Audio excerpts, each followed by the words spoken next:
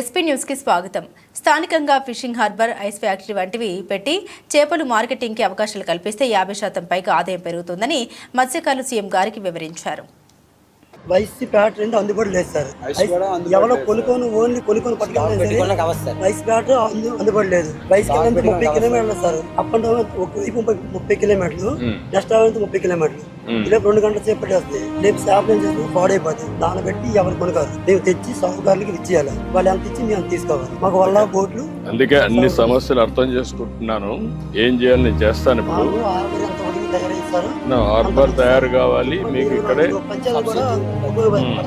ఇప్పుడు మీ అవగాహన ప్రకారం ఇక్కడ హార్బర్ వచ్చి ఇక్కడే మీరు అమ్ముకునే మార్కెట్ వచ్చి ఐస్ ఫ్యాక్టరీ కూడా పెట్టి అదే మాదిరిగా మీరు తీసుకొచ్చిన తర్వాత ఫ్రెష్ గా తీసుకొచ్చి అన్ని వస్తువులు కనిపిస్తే ఇప్పుడు వచ్చే డబ్బుల కంటే ఎంత ఎక్కువ వస్తారు సార్? ఇప్పుడు వచ్చేది ఏమంటే సగం ఎక్కువ వస్తారు. 50% ఎక్కువ వస్తారు. 50% ఎక్కువ వస్తారు. అందరూ కూడా జీవిస్తారు. ఏం చేయాలో చేద్దాం, అన్ని చేస్తాను. నేను అర్థం చేసుకుంటున్నా దీన్ని మార్పులు ఎటు తేవాలి. మత్స్యకారులు ఎప్పుడూ తెలుగుదేశంతో ఉన్నారు. అందుకే నేను కూడా మీరు ఎప్పుడు వచ్చినా గవర్నమెంట్ మీకోసం పనిచేస్తూనే ఉన్నాం. ఈసారి వచ్చాం, ఈసారి అన్ని చేస్తాం. మిమ్మల్ని బాగు చేస్తాను, చేద్దాం.